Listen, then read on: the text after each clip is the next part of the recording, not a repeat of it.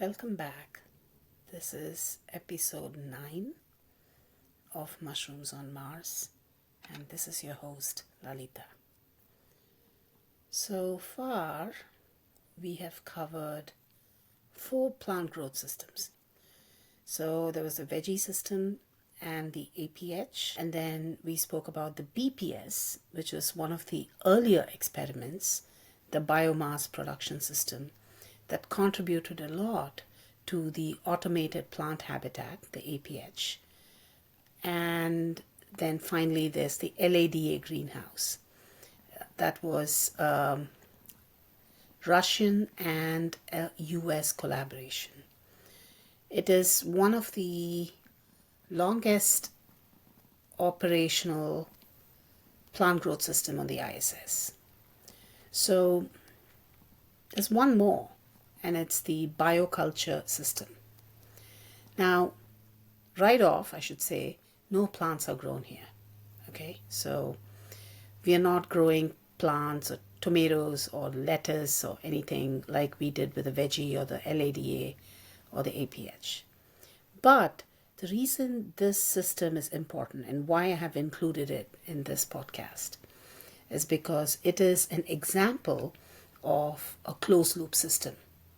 How an automated closed loop system should look like. Now, in a closed loop system, there's like water, air, waste recycling, all that stuff. And it is for humans or plants, right? So in some cases, between plants and humans. So we're trying to create a closed loop system. Now, imagine instead of multicellular organisms like plants or animals or humans, just miniaturize them and go to the very basics at a cellular level. Is it possible to create a closed loop system where we can observe them, we can study them, and we can create a closed loop system for them, that is automated. And that is what the bioculture system is about. So there are no plants grown there.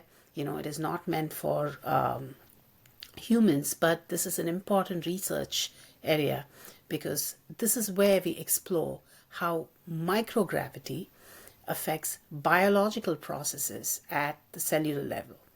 We know how being in space affects muscle mass. It affects vision. It affects how plants grow. The roots don't know to go down. The shoots don't know to go up. It's because everything is confused.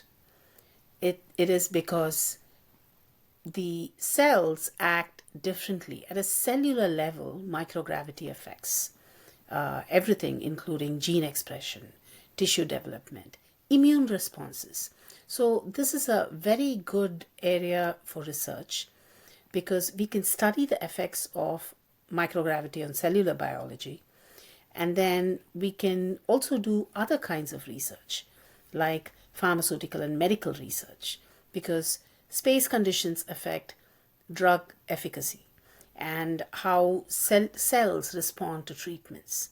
So maybe there are certain drugs that I'm just imagining this. Maybe drugs work differently in space. Maybe there are certain things that cannot be done here on Earth, certain surgeries or medical processes or medical procedures, but it can be done in space. Just imagine maybe like a space hospital where you can do things that you cannot do on Earth. Maybe that's in our future. We don't know. But research in this area would be really crucial and critical. And then, of course, environmental monitoring, biological life support, etc. So this whole thing happens in a closed chamber. So there are all these biological samples. It's in a very sterile and isolated environment. And it has multiple chambers. And the environment is controlled. The whole thing is automated. It's remote control. There are cameras, sensors. So there's like imaging. So there's real-time observation. And then you can also do tissue engineering or organs on a chip, so in terms of small microfluidic devices, and they'll have like living cells in it, and you can use that to kind of simulate the function of human organs. Now, this kind of research will have far-reaching implications, and we don't even know what we can do with this. But I have to say something, okay? Okay, so when it comes to immune functions, cancer research, drug testing, especially muscle cell studies, because microgravity, the first thing it affects is going to be like muscles. And then bone, osteoporosis research, tissue regeneration and wound healing. Do we heal faster in space, you know?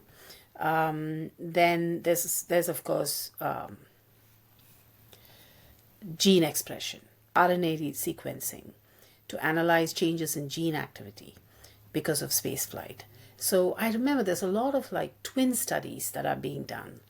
So other than this, how does it actually affect plants? Because we are interested we're actually interested in agriculture. We're interested in space farming. So how does any of this really affect plants?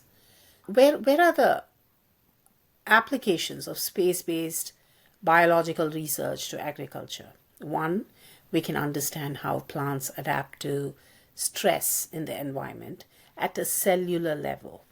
And then we can look into the efficient use of space and resources for growing plants, like in vertical farming. Because the experiments done on plants on the ISS has influenced vertical farming techniques and urban agricultural systems that use less water, and they're soil-less agriculture, and CEA, which is controlled environment agriculture. So, and then the water and nutrient management, LED lighting, root zone aeration, because in microgravity, water doesn't pool, water doesn't permeate like it does here on Earth, which means that it impacts root growth. And then, of course, some plants we found out show accelerated plant growth in space. And so we can also speed up crop production. Have you seen this? These articles about how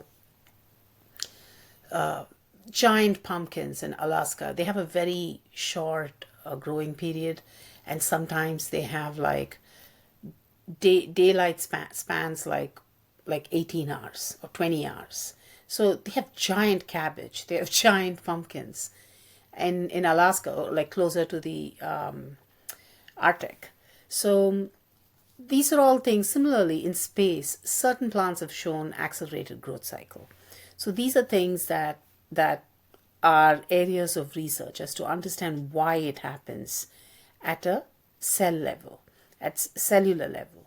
So other than cancer research, stem cell research, drug development, and all that stuff, there's also some things related to ag or related to farming that the BioCulture system can help us with. Now, I have to say this. So when I speak of all this, don't imagine like a greenhouse, okay? Everything is like really small. The APH is the largest growing system they have, and it has a growing area of about 2 square feet, okay? The Veggie is even smaller than the APH. Its growing area is about 1.6 square feet, and it is collapsible, and it can be stored.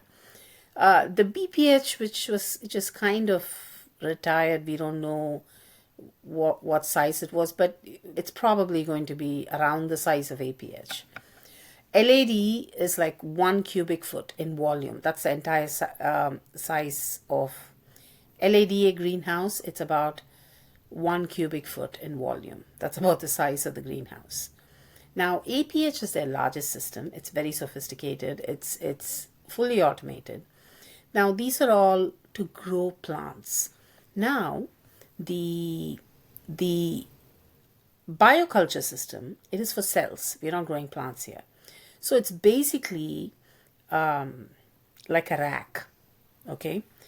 Think of it like a file system, and there is like the height is about, I want to say 6.5 feet, because it's about 2 meters. Okay, I don't know how much 2 meters is in feet exactly, but you want to think of it as like 1 meter is about 3+ feet. Okay, so it'll be about 6 feet in height, 6 feet in height. It's about 1 meter in width, which means it's about a little more than 3 feet wide, and the depth is about, I want to say, a little less than 1 meter, so around, or maybe a little less than 3 feet. Okay, so it is the largest closed loop system on the ISS where they're conducting these experiments, because it's like even bigger than the APH system where they're growing plants. So it's almost like a guy standing, it's like a 6-foot guy who's about 3 foot wide, and it's about a little less than 3 feet deep. So it's like a cabinet, right? So it's slightly taller than an average person. The width is about the span of an adult's outstretched arms. The depth is like a suitcase, right? So it's like you can put in 6 feet tall suitcase rack. Okay, so that's the BioCulture system. It's a closed loop system. Now they're called cassettes. Okay, I mean, not suitcases. They're called cassettes. So it'll look like a small microwave oven, and because this space is really, the ISS, the International Space Station, at the most can handle about 20 people. And I think at any given time, there's about 5 to 7 people on the ISS. And it requires about 3 people to operate the whole thing. There are multiple sectors. There's a Russian sector, and then there's the US sector. Now, I read somewhere that there have been a lot of noise complaints about the Russian sector. I think they party a lot. So that's what I'm guessing. So that sounds like fun, partying in space. So all of these systems are really tiny, because I don't want people to imagine that all the space farming is like a greenhouse, like the size of what we have here on Earth. These are like space labs, and they are doing controlled experiments that are very important. And the main goal is to observe the effect of microgravity on things like cells, on things like plants, on bodily functions, and also how to create a closed loop system. You have to know that the ISS is only about 250 miles away from the Earth's atmosphere. It's low Earth orbit. It's called LEO, okay? But the furthest we have gone is in space, crewed Voyager 1. It's gone far away. I mean, there's nobody in there. It'll keep on traveling in space, but there's nobody there. Its job is to observe, record, and send back to us what it has seen. So I think in the 70s there was a Skylab that came back to Earth, and then the other one is ISS. This is very expensive. That's why even the ISS is done with like multiple collaborations, multiple countries participating. It's the best of the best minds in NASA, in ESA, and other countries that are involved in space voyage. It's pretty exciting. But I just wanted to explain and include BioCulture System, because we're speaking about closed loop systems. Let's move on to the next section of this podcast, which is like the deep dive by our friends.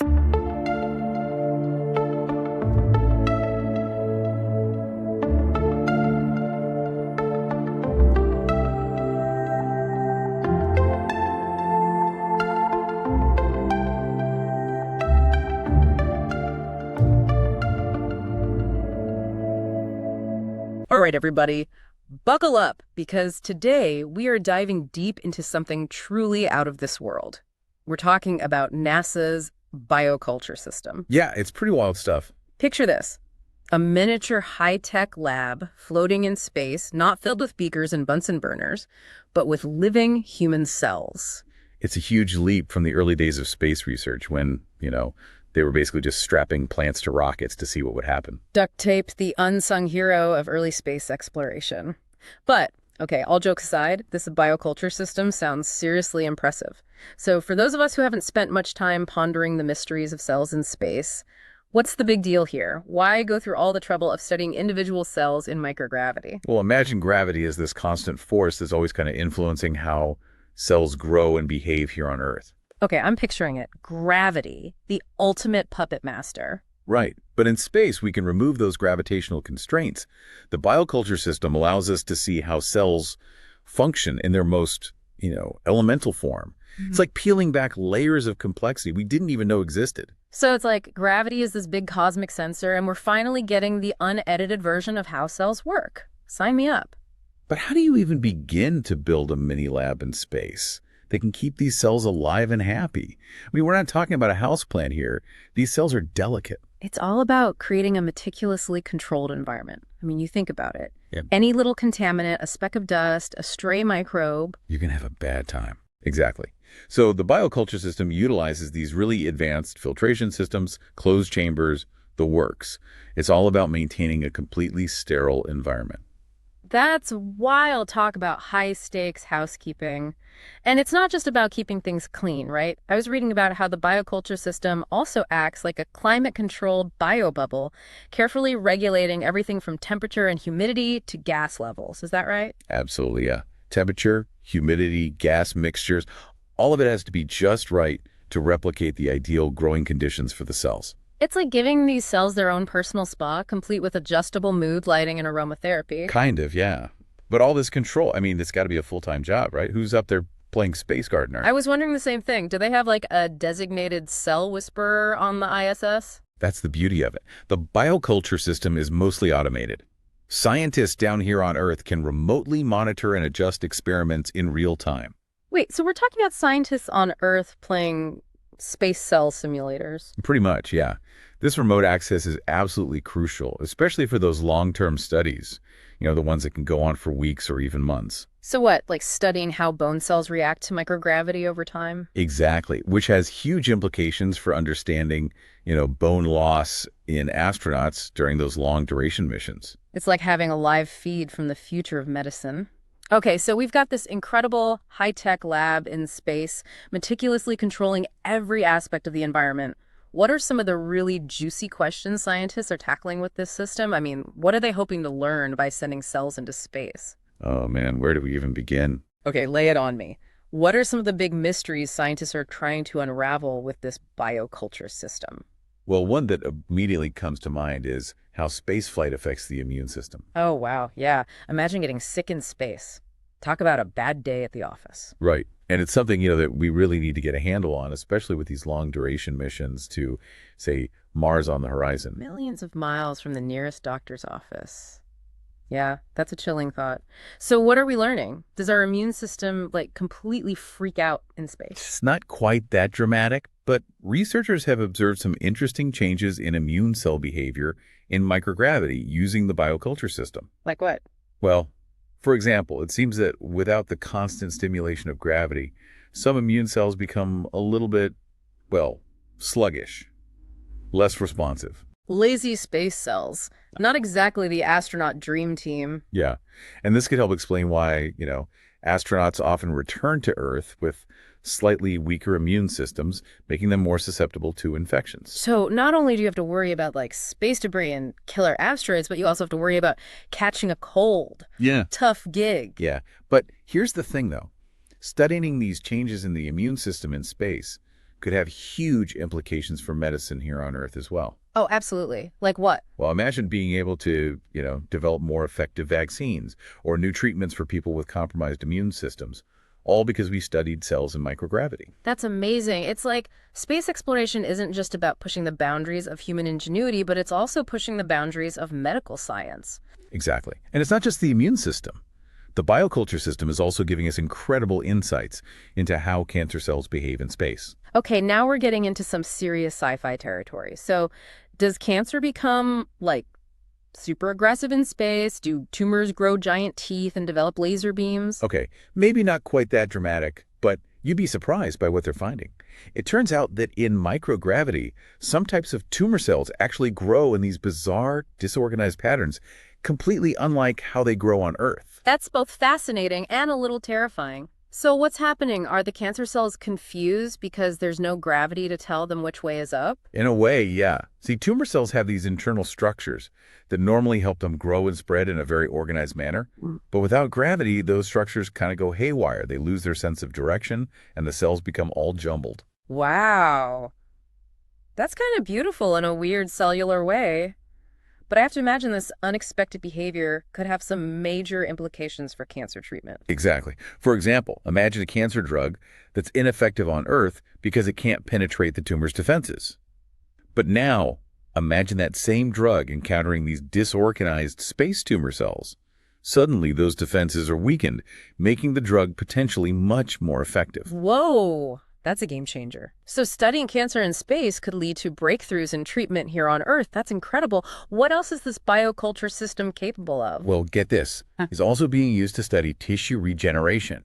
And the results so far are, well, they're pretty wild. Wild in what way? We're talking about growing organs in space now. Well, hold your horses. Not quite organs yet. Okay. But it's definitely a step in that direction. So think about it. How do wounds heal here on Earth? I mean, slowly and painfully, usually. Right, but on a cellular level, gravity is actually working against us. Really? It's pulling everything down, which can make it tough for those cells to, rebuild and reconnect the way they need to. Ah, so gravity is like that annoying friend who keeps messing up your carefully arranged Lego masterpiece. Exactly. But up in space, in the microgravity environment of the bioculture system, it's a totally different story. Oh, I bet. The cells are probably having a field day up there. They are. Without that constant downward pull, those cells are free to interact and regenerate in ways we've never seen before. Okay, now that's just cool. So are we talking about like Wolverine-level healing abilities here? Okay, maybe not quite Wolverine level, but it's definitely a game changer. Imagine being able to regrow damaged cartilage or repair a spinal cord injury. Wow. The bioculture system is giving us this incredible glimpse into a future where these kinds of medical miracles might actually be possible. I am speechless. Okay, well, this has been absolutely mind-blowing, but as with all things space-related, I'm guessing it's not all smooth sailing, right? There have to be some challenges to doing this kind of research in space. Oh, absolutely. There are always challenges. I mean, the International Space Station isn't exactly the size of a planet, right? Yeah, last time I checked, square footage up there was a bit limited. Exactly. So space is a major constraint, literally. And then there's the whole issue of, the complexity of the experiments, the risk of equipment malfunction. Because calling up a repair person isn't really an option. Not really an option, no. It takes an incredible amount of planning and ingenuity to make this kind of research work in such a challenging environment. That's amazing. So despite all the logistical hurdles and the inherent risks, the bioculture system is clearly pushing the boundaries of what we thought was possible in terms of scientific research. Absolutely. It's this testament to human curiosity, our drive to explore and understand the universe around us. Even when things get tough, we find a way. Well said. So for our listeners out there who are now, like me, completely captivated by this whole space cell saga, what's the one big takeaway you want them to remember? That the research being done with the bioculture system, it's not some abstract science fiction. It has the potential to change all of our lives for the better. It's about pushing the boundaries of medicine, of human space exploration, of our understanding of life itself, really. Exactly. And who knows what other amazing discoveries await us as we continue to explore the cosmos. The possibilities really are endless. I love it. Pushing boundaries, exploring the cosmos. It's enough to make you want to go out and buy a telescope. Or, start a career in space biology. There you go.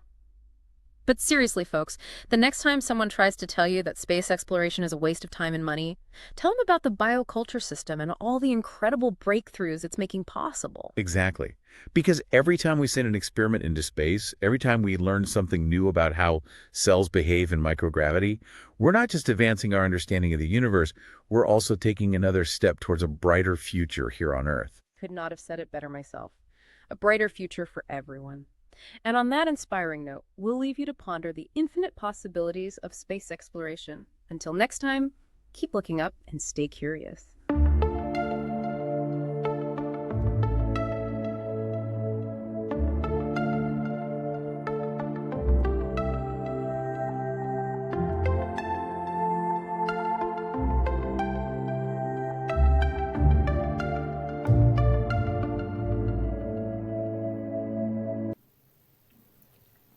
And how was it? So we spoke about the bioculture system. And with that, we have discussed 5 different kinds of closed loop systems that have been in operation on the ISS. Now, the last one, BioCulture System, is not for plants, but I think it's important because it is an automated closed loop system. In the next episode, we are going to talk about MELISA, which is ESA. ESA is European Space Agency. We're going to talk about the MELISA project. MELISA stands for Microecological Life Support System Alternative. Okay, that's a mouthful. So it was designed, it's a long-term research initiative by ESA, and the goal is to develop a regenerative closed-loop system, a closed-loop life support system for long-duration space missions. Now, the aim is to create a sustainable system that can recycle waste, provide oxygen, produce food, and purify water. And basically, it's like a mini version of the Earth's natural biosphere on a smaller scale. So this means humans can live and work in space for extended periods. Now, this is unlike any of the other closed-loop systems that we have discussed before. Now, imagine if we are going to set up a space habitat elsewhere, very far from Earth, or if we are going to be on a spaceship and we are going to travel. Just imagine if the Voyager was like, it had a crew, okay? That means they're so far away from Earth. They have to have an inbuilt system that will not fail and that will regenerate, and it's sustainable, and it's a closed loop life support system. It doesn't matter whether it's for 1,000 people or for 3 people or 4 people. We can't always hope that we can get resupply from Earth because the Voyager is like, I think, hundreds of thousands of miles away. So when you think about that,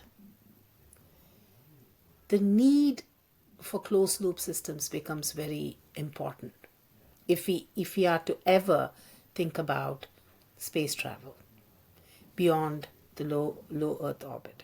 That is why I focus so much on closed loop systems that are already in place. And the first 4 ones were for growing food. The 5th one, the bioculture system, was studying it at a cellular level. And MELISA is a comprehensive closed loop system, and it's regenerative. So the objectives are similar but much more ambitious. So there'll be recycling of waste into resources. Then there's an air exchange system. They have to produce oxygen, produce food. It has to support human life in space. It's our beautiful third rock from the sun. Has this biosphere. We have the atmosphere. We have gravity. What a treasure. And all of this is what allowed us to evolve as a life form and be who we are here today. As far as we know, there's no other system like Earth. You have to appreciate how wonderful our Earth is and how it's so important that we take care of it and protect it. what we call nature really is our mother. She protects us. And I want everybody to think about this, before we go into space. As we go into, and we will be spacefaring. Maybe not in my lifetime, maybe in my lifetime, I don't know. But we have to stand back in awe as we consider our Earth and the systems in place that makes life possible. It's amazing. And on that note, I want to close down this so I can see you all later to discuss Melissa.